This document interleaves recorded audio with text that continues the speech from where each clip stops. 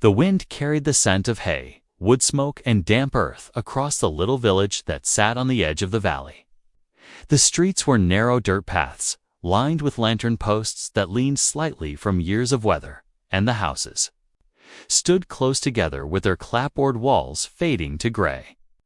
It was the late 1800s, and, though the railroad had stretched its iron arms across much of the country, this place seemed to cling stubbornly to the old way of things where gossip was currency.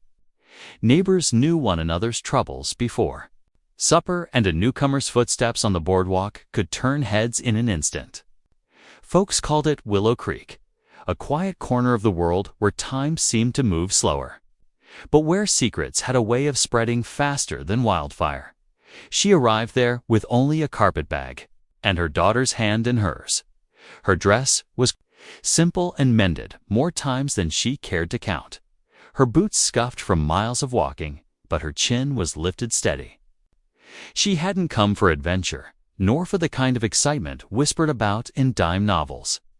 She had come for work, plain and honest, a job. One that could keep her and her little girl warm through the cold months and put bread on the table. That was all she wanted. Just a job cleaning up at the ranch that sat like a fortress on the hill, overlooking the land like a watchful guardian. The ranch belonged to the man. People in Willow Creek called the Baron. No one knew if the name was meant with respect, fear, or bitterness, but it clung to him like a second skin. He was tall, broad-shouldered, with hair grayed at the temples and eyes as sharp as broken glass.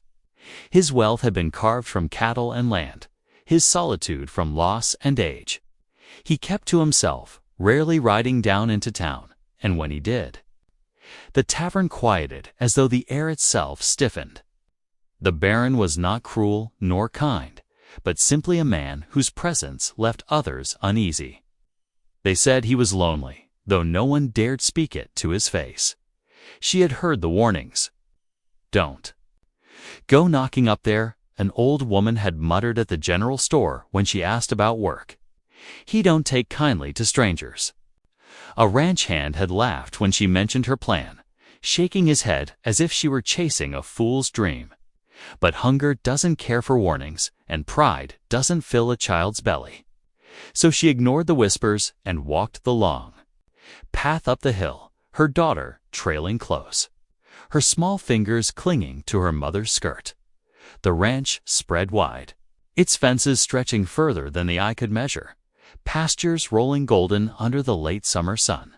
Horses tossed their heads near the corral, and cattle grazed lazily as if the world's troubles could never touch them. The house itself loomed, built of stone and heavy timber, with windows that reflected the light like guarded eyes. She paused before knocking, her heart thudding in her chest. But when the door opened, was not the Baron who answered. It was his silence, his watchfulness, and the weight of his gaze. The job was given to her with little more than a nod. She was to sweep the floors, scrub the hearths, wash the linens, and keep out of the way. Payment would be modest but fair, and the work would be steady. She accepted with gratitude, though the Baron's eyes lingered on her longer than she expected. Not with cruelty, not with unkindness, just with a searching, restless watchfulness, as though he were studying something he couldn't quite name. Her daughter, bright-eyed and curious, became the light of those dim stone halls. She laughed when she found a corner of the house to explore, hummed old lullabies when she thought no one was listening, and clung to her mother's side each night. It was for her that the woman worked with such determination, scrubbing until her hands ached, carrying water until her back throbbed. She asked for nothing more than the chance to earn her keep and keep her child safe. Yet one evening, as the lanterns flickered low and the air outside carried the sound of crickets, the Baron passed through the hall unnoticed until he saw them, mother and daughter, seated by the hearth after a long day's work. The little girl leaned sleepily against her mother's shoulder, and the woman bent down, pressing a tender kiss to the child's hair before whispering a promise that only a mother could make. He stopped in his tracks, unseen by them. Something in the simple act caught him off guard, striking deeper than he cared to admit. He had not known that kind of warmth in years, not since his own home had grown silent, not since loss had hollowed him out. He stood there, hidden in shadow, watching as though he had stumbled upon something sacred. The loneliness he carried pressed heavier on him in that moment, and though he said nothing, the silence between them shifted. From that night on, he noticed. Them more the way the woman moved quietly, but with purpose. The way she smiled at her daughter despite exhaustion. The way her laughter, rare but genuine, seemed to stir life back into the empty rooms. He told himself he was only observing, only making sure the work was done well, but deep inside, something far more dangerous was stirring.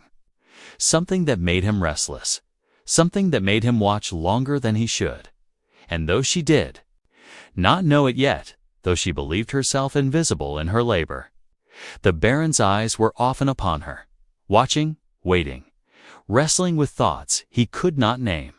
What neither of them realized was that in a town like Willow Creek, where whispers carried quicker than the river current, nothing stayed hidden for long. And the quiet ranch on the hill, where loneliness and survival had crossed paths, it's about to become the place where everything changed. The Baron's solitude would not remain untouched. The woman's hope for nothing more than a simple job would soon be tested. And the little girl's innocent laughter, echoing in those stone halls, would awaken secrets buried in silence for too long. But on that evening, as the firelight danced against the walls and the Baron turned away before they could notice his watching, the air itself seemed to hold its breath. It already knew that none of their lives would remain the same. The days at the ranch began to take on a rhythm, though it was never an easy one. The woman rose before the sun, stoked the fire in the kitchen, and made sure her daughter had a bit of bread or porridge before starting the chores. She learned quickly that the house carried its own personality. Dust returned quicker than it should have, and no matter how many times she swept, the wind found its way in under the doors and windows. The stone walls held the cold longer than the warmth, and the silence of the rooms sometimes felt like another presence walking just behind her. Still, she kept her head down, reminding herself that she had not come for comfort, only for work. Her daughter grew used to the wide halls and the long echo of her own voice when she called out. Sometimes she wandered too far, chasing a cat or exploring a stairwell, and her mother would scold her gently, pulling her back close. But even the child noticed the quiet figure of the Baron drifting from room to room. He was not unkind, but his footsteps were heavy, his eyes always carrying something unsaid. He rarely spoke, yet he always seemed to appear at the edges of their lives, as though some invisible thread drew him near. In town, whispers followed. A ranch hand had seen the woman carrying buckets to the well and muttered at the saloon that the Baron had finally taken someone into that big house. Another claimed she was too pretty for her own good. That trouble was bound to follow. The grocer's wife shook her head when she heard the story, saying no respectable lady should be living under the same roof as a man with no kin. But the talk was only half-formed rumors. No one in Willow Creek had the courage to climb the hill themselves and see what really went on. The woman ignored the gossip. She had little choice. Each day she scrubbed floors until her knees ached and her hands were raw. She washed windows that hadn't been touched in years, uncovering the view of the valley below, where the golden grass stretched endless in the sunlight. Sometimes she caught the Baron standing there, staring across his land with the look of a man searching for something far beyond reach. When he noticed her watching, he would turn away, as if embarrassed to be caught in his own silence. He said little, but when he did, his voice carried weight. "Don't forget the West Wing," he told her once, and she realized he knew every corner of the house, even if he rarely entered them himself. Another time, when her daughter fell and scraped her knee, the Baron surprised them both by kneeling down with surprising gentleness, producing a strip of cloth from his pocket to bind the wound. He didn't smile, not exactly. But there was a flicker in his eyes that made the woman's breath catch. Still, she kept reminding herself of the truth. She was an employee. Nothing more. She had asked for work, and he had given it. That was the beginning and end of their connection. Whatever storms lived inside him were not hers to face, and she could not afford to forget that. Yet the more she tried to keep her distance, the more she found herself drawn into the quiet orbit of his presence. At night, after her daughter had fallen asleep, she sometimes thought of the way he had stood in the shadows, watching her kiss her child's hair. She hadn't known it then, but now the memory returned with strange weight. Why had he stopped? Why had he not spoken? She wondered what it meant to him, if it meant anything at all. The ranch hands, too, seemed uneasy. They worked the fields and cattle by day, returning dusty and tired by evening. But their eyes flicked toward the house more often than before. They were used to the barren solitude, to the emptiness of those halls. Now there was life within. Them again, footsteps, laughter, and even a child's song carried through the air. It unsettled them in ways they could not name. Some muttered that change never boded well. Others only shrugged and kept their thoughts to themselves. The woman noticed, too, how the Baron grew restless in her presence. He lingered in rooms he once avoided, watching her scrub a table or mend a torn curtain. He offered no compliments, yet his silence was different, now charged, heavy, as if filled with words he would not speak. Her daughter, innocent to the undercurrents, sometimes tugged at his sleeve, showing him a drawing she'd made in the dust or asking him questions about the horses. To the woman's surprise, he answered softly, his rough voice gentling, as though he could not resist the child's open trust. One evening, rain swept across the valley, hammering the windows and rattling the shutters. The woman gathered her daughter close, whispering old stories to soothe her. When lightning lit the halls, she thought she saw a figure standing just beyond the doorway, unmoving in the shadows. She called out, but no answer came. By the time she rose and stepped into the hall, it was empty, only the flicker of a dying lamp casting uneasy shapes against the stone. The next morning, the Baron spoke to her for the first time at length. He asked about her life, where she had come from, what had led her here. She gave only small pieces of the truth, enough to satisfy, but never enough to open the full wound. She spoke of needing work, of wanting stability for her daughter. He listened quietly, his face unreadable, though his eyes betrayed a storm beneath. And so the days turned to weeks. The rhythm of the ranch settling around them, yet the tension remained. The woman felt it in the way her heart sped when she heard his footsteps behind her, in the way his silence pressed against her thoughts long after he had left the room. She did not want trouble, but trouble had a way of finding those who least sought it. The village below kept whispering, watching from afar. Some believed she had come to trap the Baron with kindness.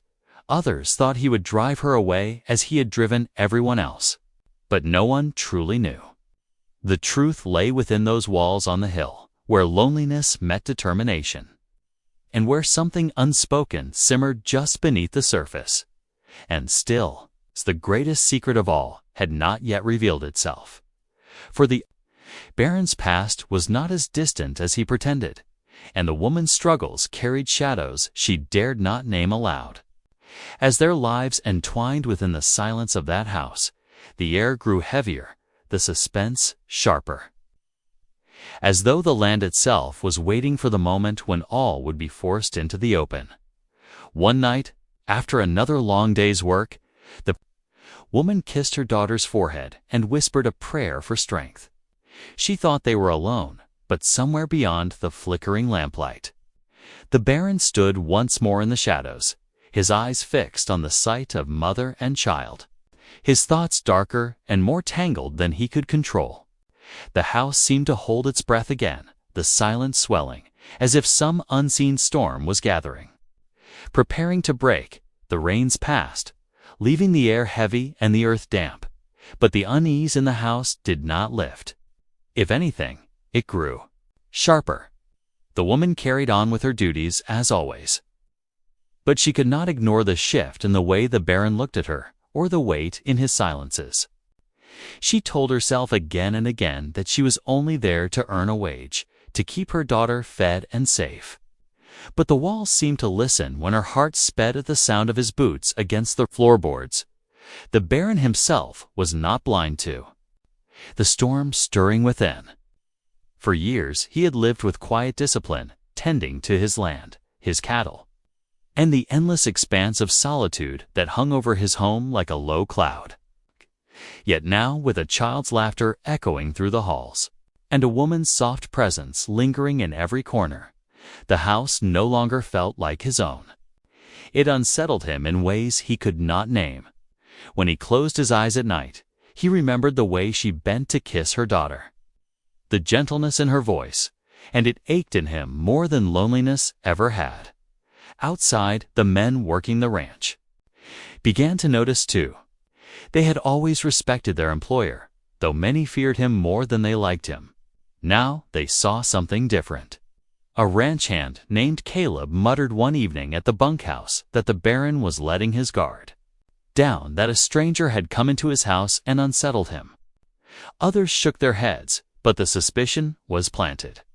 It was not lost on them that the woman was young enough to stir talk, and that her daughter brought noise into a house long used to silence. Some resented the change, though they kept their words quiet. Meanwhile, in town, the whispers grew into sharper rumors. At the general store, the blacksmith's wife claimed she had seen the woman carrying a basket on the Baron's porch, her daughter skipping at her side.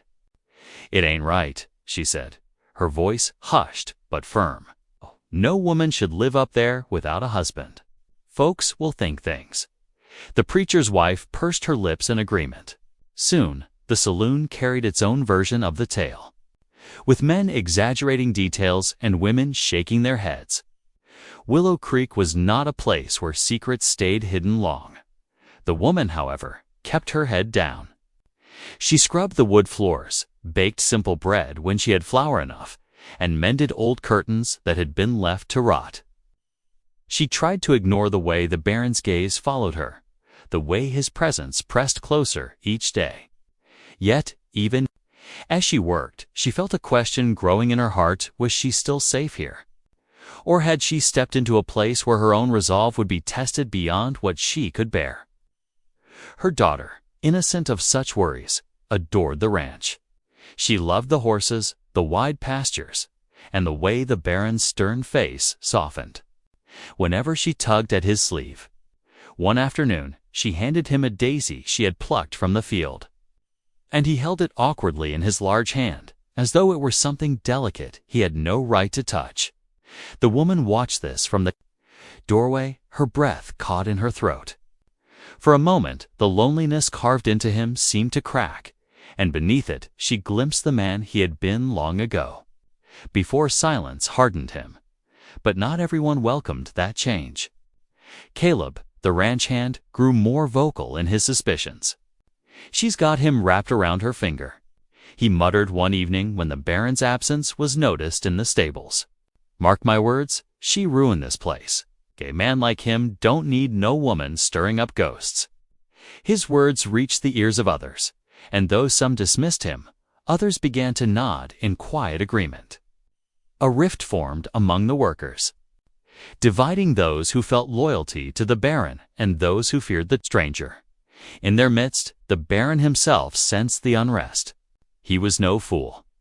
He knew his men whispered, knew the town was beginning to turn its gaze on him once more. He had built his life on control of his land, his men, his fortune, but here was something he could not command. The woman moved through his home with quiet strength, her daughter filling the air with a warmth he had not known in decades. And he was powerless against the way it unsettled him. He told himself to keep his distance, to remain the stern master of his own house. Yet he found himself standing in doorways just to hear her voice, or pausing in his duties to watch her laugh softly with her child. One evening, the conflict sharpened. The woman returned from the well to find her daughter talking with Caleb near the barn. His tone was sharp, his eyes cold as he warned her to stay in her place. The child, frightened, clung to her mother's hand, and the woman's heart burned with anger. She said nothing to him, only gathered her daughter close and walked away. But she knew then that her presence was no longer just a quiet ripple. It had become a storm in the making. That night, the Baron appeared at her door. He said nothing of Caleb or the whispers, only asked if she and her daughter were well. His voice was heavy, strained, as though he carried words he dared not release. She nodded, though her eyes searched his for meaning. For a long moment they stood in silence, the weight of everything unsaid pressing down like the thick summer air. Then he turned and left, his footsteps echoing down the hall, leaving her with more questions than answers. The woman lay awake that night, her daughter curled against her, listening to the storm of thoughts in her own mind. She had come for work, nothing more. Yet she had stepped into a house where loneliness and suspicion battled unseen, where the past hung like a shadow and the future loomed uncertain. She could not walk away. There was nowhere to go, no other work that would keep her daughter safe. But she feared what would come if the whispers in town grew louder, the ranch hand's unrest boiled over, if the Baron's silence broke at last. The days that followed only deepened the tension. The men worked with sharper tempers, the townsfolk watched the ranch with keener eyes, and the Baron himself grew more restless. The woman moved through it all with quiet grace, though her heart beat faster each time the silence thickened in the halls. She knew something was building, something she could not stop. The valley seemed to know it too, holding its breath as though waiting for the moment when everything would come crashing down, and still. Each night, after the chores were done and her daughter lay sleeping, she kissed her child's hair and whispered a promise she wasn't sure she could keep, that everything would be all right.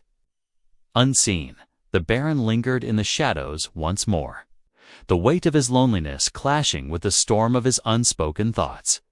The conflict was no longer just inside the house. It spread to the land, to the men, to the town itself. And sooner or later, something would break.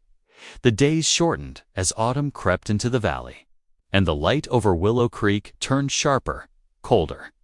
The ranch, with its endless fences and stone walls, seemed to hold the chill in its bones. The woman worked harder than ever, her hands cracked from scrubbing and hauling, her back aching from long hours bent over chores. Still, she carried on, for the thought of losing the work was more frightening than the blisters on her palms. She could bear the gossip, the whispers, even the suspicion in the ranch hand's eyes. What she could not bear was the thought of hunger at her child's door. The Baron had grown quieter still, though his silence no longer felt empty. It was heavy, watchful, and every glance carried weight. Sometimes she caught him standing in a doorway, his eyes fixed on her as she worked. At other times, she felt his presence close behind her, though he said nothing. It was as though he were fighting a battle within himself, torn between keeping the distance he had lived in for years and stepping toward something he could not name. The woman told herself to ignore it, to stay focused on her work, but her heart quickened all the same. In the village, the whispers thickened like smoke. At the churchyard, women gathered in clusters, their voices low but sharp. "She's living up there like a wife when she's nothing but a maid," one said. At the saloon, men speculated with smirks and jeers, adding fuel to a fire that had no proof but plenty of suspicion. The blacksmith shook his head, saying the Baron was bound to fall into ruin if he let his guard slip. Others spoke of the woman as if she were some sort of schemer, though none had taken the time to know her. Gossip was enough. Gossip always was. The ranch hands grew more restless with each passing week. Caleb in particular let his bitterness show. He muttered openly about how the Baron had grown soft, how a stranger had invaded the house and unsettled everything. More than once, the woman caught his eyes on her, cold and accusing. She knew better than to speak back, but fear pricked her skin each time he lingered too near. She stayed close to her daughter, never letting her wander too far, though the child loved to roam the pastures and follow the horses. One evening, as the sun fell behind the hills and painted the sky in blood-red light, a sharp tension broke. Across the ranch, the woman heard raised voices near the barn. She hurried outside, her daughter clinging to her skirts, and found the Baron standing nose to nose with Caleb. The ranch hand's face was twisted in anger. His words spat out like venom. "This ain't right," Caleb growled. "You're letting her make a fool of you. The men see it, the whole town sees it. She don't belong here." The Baron's voice was low but steady. "Mind your tongue, you forget who you're speaking to." But Caleb did not back down. He sneered, his eyes flicking toward the woman and her child. "It's her, ain't it? She's the reason you've lost your edge. You'll bring us all down because you can't see her for what she is." The woman's heart pounded. She wanted to speak, to defend herself, but the Baron's hand lifted, silencing the words before they left her mouth. His eyes were fierce, colder than she had ever seen them. "Another word," he said, "and you'll ride off this land before dawn." Caleb glared, his jaw tight, but finally stormed away, muttering curses under his breath. The other ranch. Hands who had gathered dispersed quickly, uneasy at the heat of the quarrel. The woman stood frozen, her daughter pressed against her leg, and when she finally dared to meet the Baron's gaze, she saw not anger at her, but something deeper and unspoken vow, though what kind she could not yet tell. That night the house felt different. The walls seemed tighter, the air heavier. The woman tucked her daughter into bed and sat awake by the small fire, listening to every creak and groan of the old timbers. The Baron had defended her, but she knew the quarrel had stirred something dangerous. Caleb would not forget the shame, and men like him did not let anger cool easily. The whole ranch had shifted that evening, and it would not go back to what it had been. The following days were uneasy. The men did their work, but their eyes carried suspicion. The townsfolk seemed bolder in their gossip, some even asking pointed questions when she came to fetch flour or soap. She answered none of them, holding her head high, though inside her chest her heart felt heavy. The Baron spoke even less than before, yet his presence grew closer, more protective. He walked the halls at night, his boots sounding like the beat of a drum, and she knew without doubt he was guarding something, whether it was his home, his pride, or her, she could not tell. Her daughter, sensing the tension though she did not understand it, clung closer to her mother. Yet the child's innocence still brought moments of light. She skipped through the halls, sang little songs, and once, when the Baron sat weary in his chair, she climbed onto his knee and laid her small hand against his chest. The look on his face then was one the woman would never forget. Pain and longing tangled together so tight it seemed to hollow him out.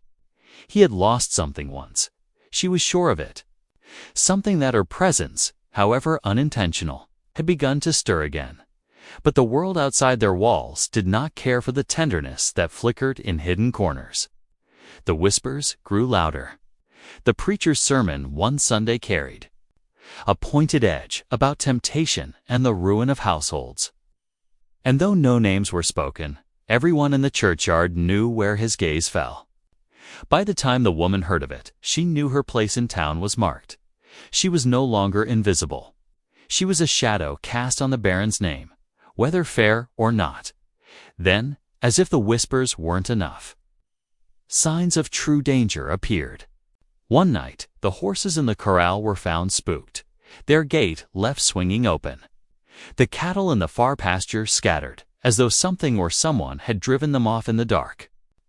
The Baron's face hardened when he saw it. He said little, but his eyes burned with knowledge. This was not chance. This was warning. The woman felt fear tighten around her like a noose. She had brought no weapon but her will. Yet now she sensed that will alone might not be enough.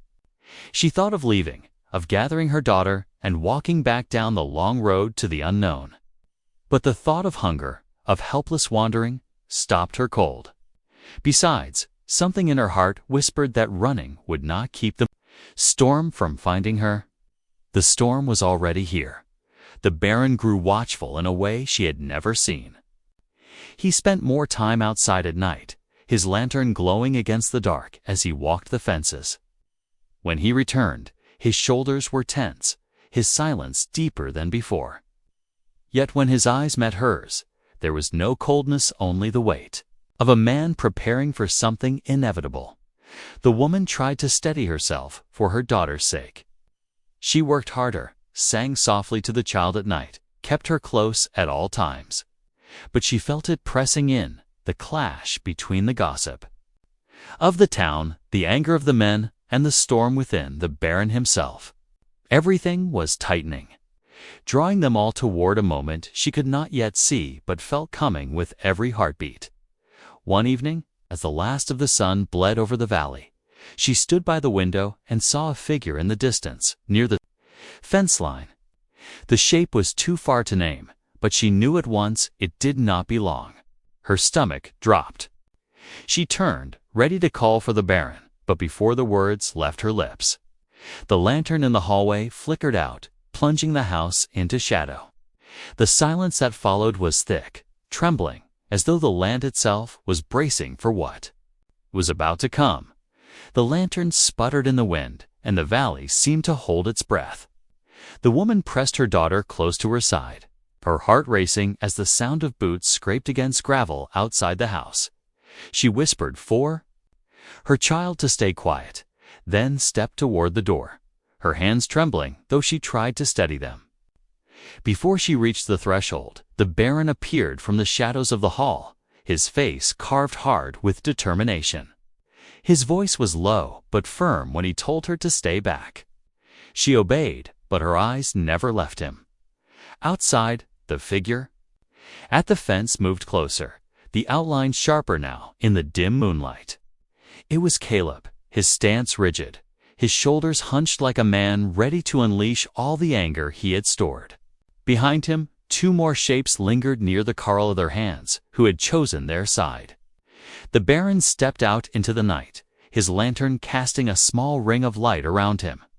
His voice carried across the stillness. "You've overstepped," he said. "This ends tonight." Caleb's laugh was bitter, broken. "It ends when you open your eyes," he shot back. "You've let her poison this place. You've forgotten who you are. We won't follow a man who's lost his way." The woman stood at the doorway, clutching her daughter's hand, every word cutting into her. She wanted to shout that she had never meant to cause harm, that she had only wanted honest work, but the Baron's stance kept her silent. His body was still as stone, but his presence filled the yard like a storm. "You'll leave this land by morning," he said flatly. "All of you. There's no place here for betrayal." For a moment, silence stretched long and taut, broken only by the rustle of restless horses in the corral. Caleb's hand twitched at his side, as though the thought of reaching for a blade crossed his mind, but he stopped short. He spat into the dirt, then turned sharply. The other men followed, their boots thudding against the earth as they disappeared into the night. When the quiet returned, it was heavy but different. The Baron stood still a long moment before lowering the lantern. His shoulders sagged, though not from defeat, from the weight of a battle that had ended without blood, but not without cost. When he turned back toward the house, his eyes found the woman in the doorway. For the first time, he let her see the depth of weariness behind his silence. She guided her daughter back inside, the child yawning, though her small face carried worry. When the girl was settled into bed, the woman found the Baron waiting by the fire. Neither spoke at first, the crackle of the flames filling the space between them. Finally, she said softly, "You defended us." His gaze lifted to hers. "You didn't ask for this trouble. It's mine to bear, not yours." She hesitated, then stepped closer. "I came here for work, nothing more. But I can't ignore what's happened. The town, the men they won't forget." His jaw tightened. "I know." For a moment, he seemed to wrestle with words, then added, "But I won't see you or the child turned out. You've given this house something it's not had in years. Life. I won't let them take that away." Her throat tightened at his words. She wanted to thank him, yet gratitude felt too small for what he had risked. She only nodded, the firelight dancing across her face as she lowered her eyes. The days that followed were uneasy but steady. Caleb and the others left the ranch, their absence noticed but not mourned. The remaining hands kept their heads down, loyal to the Baron though wary of the change in his house. In town, the gossip continued, though with less heat once the men were gone. Some still whispered that the woman had bewitched the Baron, but others grew tired of the same old tale. Time dulled their tongues, though not their watchful eyes. The woman, though shaken, poured herself into her work. She scrubbed and mended, cooked and cared, keeping her daughter close. The child, innocent as ever, adjusted quickly, laughing once more as she played near the stables or ran through the fields. It was as though she carried a light strong enough to push back shadows, and even the Baron seemed to draw strength from it. He no longer lurked in the background, but allowed himself moments of presence listening when the girl told her little stories, sharing quiet words with her mother, sometimes even walking the pastures with them at dusk. Yet the woman knew this. Peace was fragile. The memory of that night lingered, a reminder that their place on the ranch was not yet secured. She often wondered if she should leave before the storm returned, but each time she thought of it, her heart pulled her back. There was safety here, and something more she could not deny, something she had not felt in years. One evening, as the harvest moon rose high, she sat with the Baron on the porch while her daughters slept inside. The air was crisp, carrying the scent of hay and wood smoke. For a long while, they simply listened to the night. Then, quietly, he spoke. "I built this place with my own hands. I thought if I kept it strong enough, large enough, I could keep the world out. But a house, no matter how big, stays empty if there's no life inside." He paused, his gaze far off. "You brought life back into it, without even trying." Her breath caught at his words. She wanted to tell him that she had never meant to stir his solitude, that all she had wanted was to provide for her daughter. But she also knew the truth, that something had grown here she had not expected, something neither of them could ignore any longer. She looked at him, his face lined with years of loss and labor, and felt a warmth she could not explain. Still, she was cautious. "The town will keep talking," she whispered. He turned to her then, his eyes steady. "Let them. They've talked. All my life. What matters is what happens under this roof, not what they say in the saloon." His words lingered between them, heavy but sure. And for the first time since she had climbed the hill to ask for work, she believed that maybe she was not merely surviving anymore. Maybe she was building something new. As the weeks passed, the ranch settled into a new rhythm.